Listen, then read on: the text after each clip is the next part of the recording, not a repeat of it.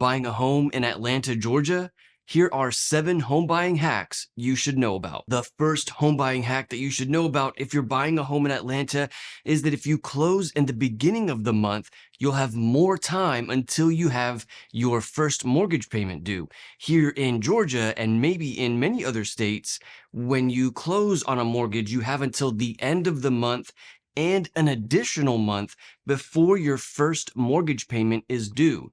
So if you close on the first of the month, you will have 2 months until your first mortgage payment is due. Certainly something to keep in mind if you plan on purchasing a home soon. The next home buying hack that you should know about is getting a pre-approval that has gone through underwriting.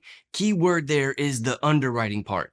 Of course, if you're going to get a pre-approval soon, or you're thinking about buying a home in Atlanta, feel free to call or text or email me anytime.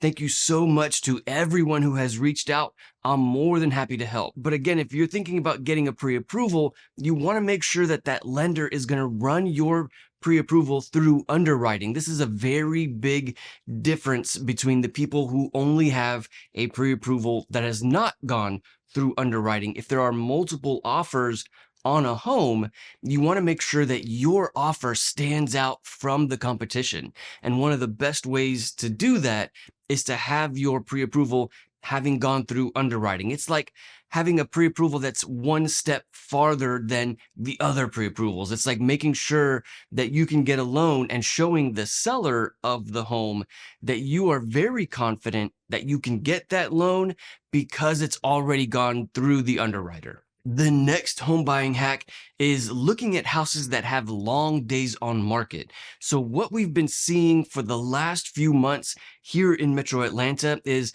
there's really 2 kinds of homes that are for sale. There are the ones that are like picture perfect, move-in ready homes. They have no problems and they're priced really well, and those homes get a lot of attention, a lot of people making offers on those homes, and they tend to go off the market or under contract in about 2 or 3 days. And then there's the other homes that maybe are not move-in ready. Maybe they need some new flooring, or maybe they have, maybe they need a new hot water heater or a new HVAC system, or, there's something about them that's not quite perfect. And those houses tend to stay on the market for 30 or even 60 days. And so there's a really big difference between the houses that are move-in ready and the ones that are not move-in ready.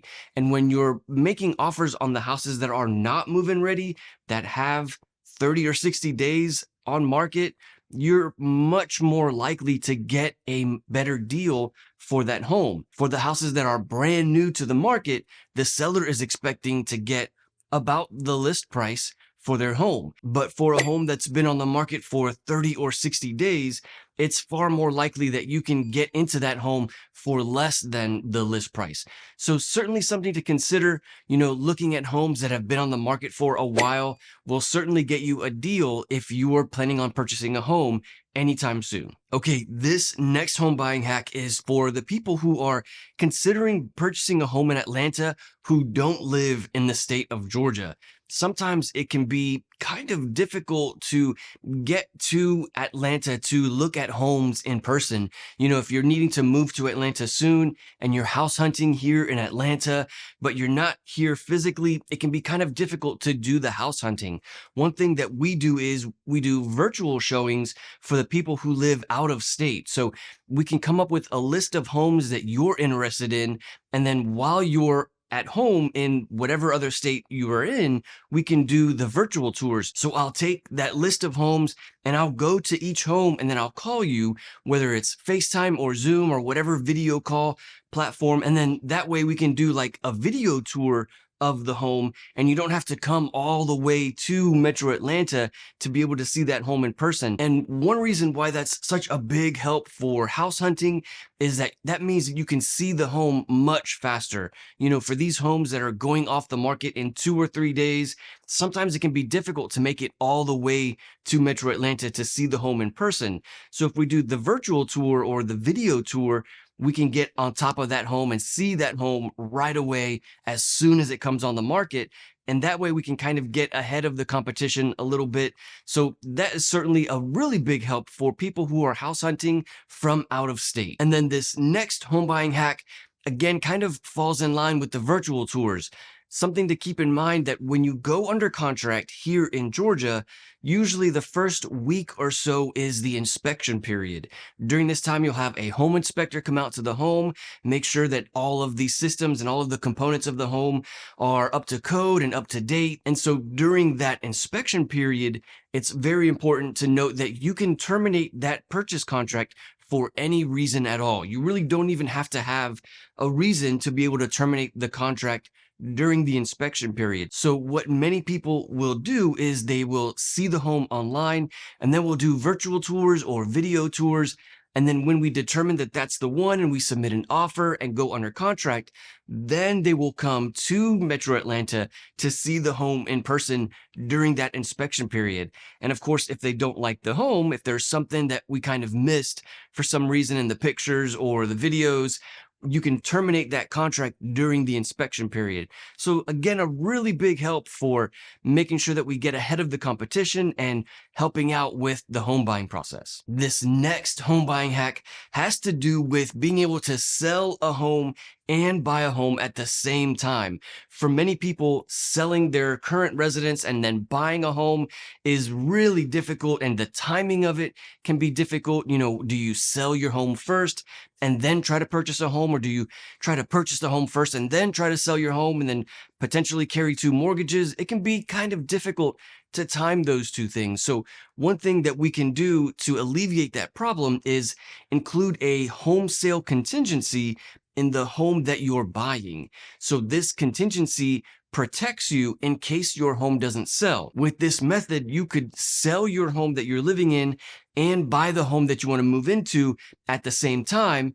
But if the home that you're selling doesn't sell in time, you would not be obligated to buy the home that you've made an offer on. So for example, if you are selling a home in California and you're purchasing a home here in Georgia, and the close date for the home that you are purchasing here in Georgia is July 30th, you would not be obligated to buy that home here in Georgia if your home in California doesn't sell by July 30th.